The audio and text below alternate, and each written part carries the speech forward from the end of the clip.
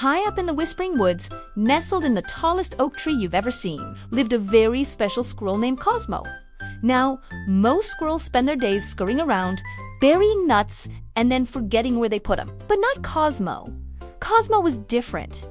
He wasn't just a squirrel. He was an inventor, an engineer, a dreamer. His mind was always buzzing with incredible ideas. Cosmo's biggest dream, his grandest project, was to build something truly magnificent. He wanted to create a giant automatic nut catapult contraption. Imagine that, a machine that could launch nuts from the forest floor all the way up to his cozy home in the treetop. No more tiring climbs up and down the long, long trunk. Just pure, nutty efficiency. Cosmo was bursting with creativity, but let's be honest, he wasn't the most careful builder. He was a squirrel of action, of speed, of let's get this done yesterday. His best friend was a snail named Sheldon. Sheldon was the complete opposite. He was slow, thoughtful, and methodical. He would often watch Cosmo work, a look of gentle concern on his face. As Cosmo furiously hammered and tinkered, Sheldon would inch closer. "Are you sure about that last gear, Cosmo?" Sheldon would ask, his voice as slow and steady as his pace, pointing a curious antenna. "Absolutely, Sheldon," Cosmo would shout over the clatter. "It's a shortcut. It's genius. It's faster. This amazing contraption will be launching nuts in less than an hour. You'll see." And so, it was time for the very first test. Attempt number 1, the Wobbly Wheel. Cosmo stood back, beaming with pride. He grabbed the launch lever and gave it a mighty pull. The whole machine started to shake and wobble violently, like a jelly in an earthquake. Suddenly, the main wheel popped right off. It spun away, rolled crazily down the tree trunk, and landed with a soft thump right on top of poor Sheldon. "Oof!"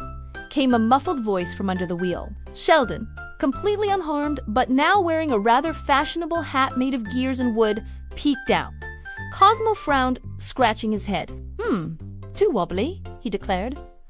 "Clearly, it needs more glue." And just like that, he was back at it, rebuilding his machine twice as fast and, you guessed it, with twice as much glue. A little while later, the new and improved catapult was ready. This was attempt number 2, the exploding spring. Cosmo pulled the lever again, feeling very confident. This time, there was no wobble. Instead, the main spring stretched and stretched and stretched it till twang, pop, bang. The spring exploded in a shower of metal bits. The nut it was supposed to launch shot straight up into the sky like a rocket. It flew past the trees, past the clouds, and was never, ever seen again. Maybe it's orbiting the moon right now. Sheldon, ever the calm observer, calmly wiped a tiny piece of spring from his shell. "A little too much power, perhaps, Cosmo," he noted. "Right," Cosmo shouted, already fired up with a new idea. "Less power, more finesse. I've got it!" And he immediately began tearing the contraption apart to start all over again. Cosmo was a whirlwind of furry determination. He worked all morning, powered by sheer willpower and some very strong acorn coffee. But every single attempt seemed to end in a new, more spectacular kind of disaster. Attempt number 3. The nut launched completely sideways, flying through the air and hitting Rusty the raccoon, who was just minding his own business. Right on the nose. Rusty was not amused. Attempt number 4. The entire base of the catapult flipped over, dumping a big bucket of muddy water right onto Professor Owl, who was passing by, reading a very important book. Professor Owl was also not amused. And then there was attempt number 5. Cosmo pulled the lever, and it just snapped right off, smacking him right in his own furry face. Ouch! By noon, the ground beneath the great oak tree was a chaotic graveyard of inventions. It was littered with broken levers, sprung wheels, snapped bits of wood, and lots of sad-looking, unlaunched nuts. Cosmo was covered in dust, splinters, and mud. He was tired, defeated, and his head hurt. He slumped down against the tree trunk with a heavy sigh. "It's impossible, Sheldon," he mumbled, his voice full of despair. "I can't do it. I'm the worst engineer in the whole forest. Maybe in the whole world. I give up. I'll just have to climb the tree like a boring, regular squirrel for the rest of my life." Just then, Sheldon, who had been slowly and steadily making his way up the tree all morning, finally arrived beside Cosmo. He looked down at the huge, messy pile of broken parts. He didn't see a mess. He saw something else. "Look at you, that Cosmo," Sheldon said, pointing one of his antennae down at the wreckage. "You didn't fail 5 times. Cosmo looked up, completely confused. "Yes, I did. Look at it. It's 5 piles of failure." "No," Sheldon said, his voice calm and wise. "You didn't fail. You discovered 5 ways asterisk, not asterisk, to build a catapult. You learned what makes a wheel wobble. You learned what makes a spring explode. And you definitely learned what makes a lever snap."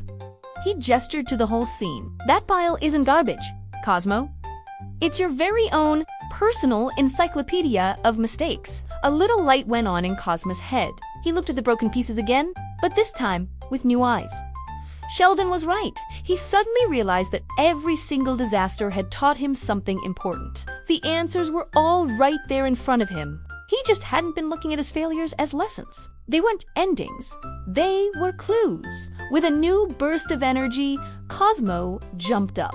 He picked up the wobbly wheel, but now he knew how to secure it properly. He found the powerful spring, but now he knew how much tension was too much. He chose a piece of wood that hadn't snapped, learning from the one that did. He even added a tiny, precise counterweight, a detail he only realized was missing because of the disaster with Professor Al. This time, Cosmo worked slowly. He worked carefully. He even stopped to ask Sheldon for his opinion on the launch angle. He used the knowledge from all 5 of his failures to build one final, ultimate contraption. The moment of truth had arrived. This was the final attempt, the triumph of tenacity. Cosmo took a deep breath. He didn't yank the lever like before. He pulled it with a smooth, steady, confident hand. Whoosh! It worked! It actually worked. The catapult arm swung in a perfect, graceful arc. The nut flew high into the air, soaring like an eagle. It followed the exact path Cosmo had imagined and landed with a deeply satisfying thunk right inside his storage hole at the top of the tree. Cosmo cheered. He did a little dance of joy and then gave his best friend Sheldon a great big hug. "Thank you, Sheldon," he said, his voice buzzing with happiness. "I almost gave up. I only saw 5 failures, but you helped me see that every failure is just the rough draft of success." From that day on, Cosmo kept building. He built bigger, better, and even crazier inventions, and he never again feared a snapped spring or a wobbly wheel, because he knew that every mistake, every accident, and every disaster was just another valuable lesson on the amazing journey to the next great invention. So next time you try something and it doesn't work out, remember Cosmo the squirrel.